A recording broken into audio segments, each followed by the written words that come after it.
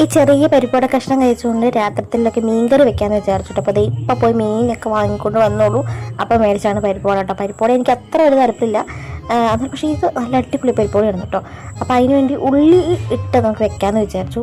കാരണം ഇവിടെ ഉള്ളി സവോള ഇട്ട് അങ്ങനെ കറി വെക്കാറില്ല, എന്നാലും വെക്കാമെന്ന് അങ്ങനെ തോന്നിട്ടോ. അങ്ങനെ ഞാൻ അരിഞ്ഞെല്ലാം സെറ്റാക്കി അമ്മയ്ക്ക് കൊടുക്കാമെന്ന് വിചാരിച്ചു. പിന്നെ മീനൊക്കെ നല്ല വിലയാണ് ഗൈസ്, എന്താണെന്ന് എനിക്ക് അറിഞ്ഞുകൂടാ, നല്ല വിലയാണ് കേട്ടോ.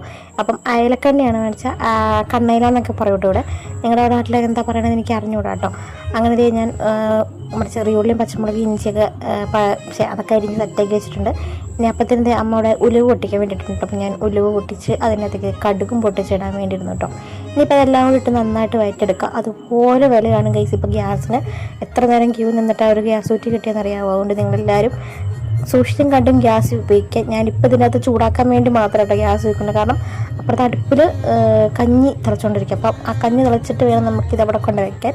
അങ്ങനെ അടുപ്പത്തൊക്കെ കൊണ്ട് വെച്ചിട്ട് നമ്മൾ മീനൊക്കെ പറക്കി വിട്ടിട്ടോ. നല്ല ചൂടോടെ കുറച്ച് ചോറ്, ഞാൻ ചോറ് രാത്രി അങ്ങനെ കഴിക്കാറില്ല. ഇപ്പോൾ മീൻകറി ഉള്ളതുകൊണ്ട് ഇന്ന് ജസ്റ്റ് ഒന്ന് കഴിച്ചാണ് കേട്ടോ. കുറച്ച് എടുത്തോളൂ, അടിപൊളിയായിരുന്നു. അപ്പോൾ ഇത്രേ ഉള്ളൂ, ബൈ.